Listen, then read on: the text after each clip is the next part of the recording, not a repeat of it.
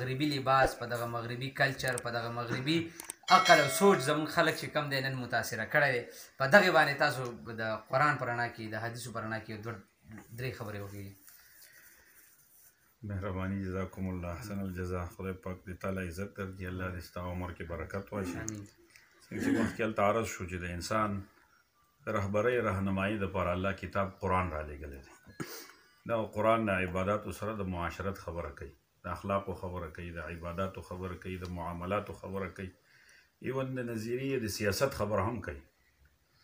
چې قرآن یو جامع کتاب دی، عالمگیر کتاب دی، تعلق نزول دغه یو خطې سره دی او د ټول عالم انسانیت لپاره د هدایت کتاب دی. یوازې عبادات نه دي په هغې کې. څنګه چې شاه ولی الله رحمة الله حجت الله البالغه کې نقل کړي چې عقاید دي او معاملات، یعنی عبادات دي، معاملات دي، معاشرت دی او سیاست دی چې کوم ته مونږ نن سبا اوټونه وغیره ذالک ته د جمهوریت ورته وایي. دې نه شاه صاحب په خلافت ظاهره او باطنه سره هغه تعبیر کوي په حجت الله کې، یو ډېر ښایسته نقشه راښکلې ده. بیا شاه ولی الله رحمة الله علیه د کوم احکامات چې دي مونږ چې وایو نن سبا چې جومات پورې زمونږ دین او معاشرت تر څه خاص دي، نه. حضور علیه السلام کم عمر جومات کې تیر کړی او ډېر عمر معاشره کې بار تیر کړی.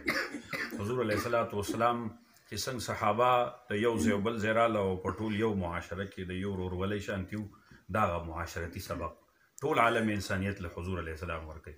دارنګې تهذیب ورکوي چې تهذیب به مسلمان څنګه چې د مسلمان نن خپله لار ورکه ده چې لکه صرف په جومات ته راځي د مونځ دپاره، نو ایون که دی د جمعې مونځ له هم راځي نو شکل صورت د عیسایانو اختیاروي، لباس د عیسایانو اختیاروي. په کار ده چې بیا د مسلمانانو د عیدګاه په ځای باندې دی بل چرچ ته ځي، سنیګاګ ته ځي، یا جوامع څنګه چې تاسو ته مفتي صاحب دلته تفصیل کې ویلي هغې ته ځي. دی د مسلمانۍ لکه زمونږ څنګه چې تانوي رحمة الله لیکلي انتباهات مفیده کې که چېرې مونږ دا دین محدود عباداتو پورې ونه ګرځو او دغه دین چې کوم حضور علیه السلام په 22 کاله 2 میاشتې او 22 ورځو کې پوره کړی دی، الله پوره کړی دی، نو دغه د معاشرت هم دی، دغه د تهذیب هم دی، د اخلاق هم دی، د شکل صورت هم دی. امام ابو داود رحم الله حدیث نقل کوي، یو صحابي دی خریمه اسدي، د هغه اختو خلاف سنت او لباس پنسل نښکته وه، نو حضور علیه السلام چې څنګه تیر شوی نعم الرجل الخریمة الاسدي لولا جمته و اسبال ازاره. خریمه اسدي ښه سړی دی خو که اختې د سنتو خلاف نه وي او پنسې ښکته نه وی.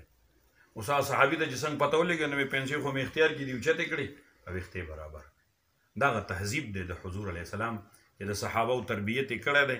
دغه زموږ دپاره د قیامته پورې لایحه عمل دی چې مسلمانان موږ ځان ته دا ټول مخې ته کېږدو او دا خپل یو آینده دپاره د پروګرام او آینده دپاره لایحه عمل وګرځو، نو دا مسلمان به بیا د دې ټولو خلکو مقتدا وګرځي، څنګه چې د دې مسلمان دپاره ټول خلک مقتدا ګرځېدلي. الله دې بس موږ له توفیق راشي. آمین آمین. ټیم د راکولو ډېره زیاته مننه. جزاکم الله. کتونکو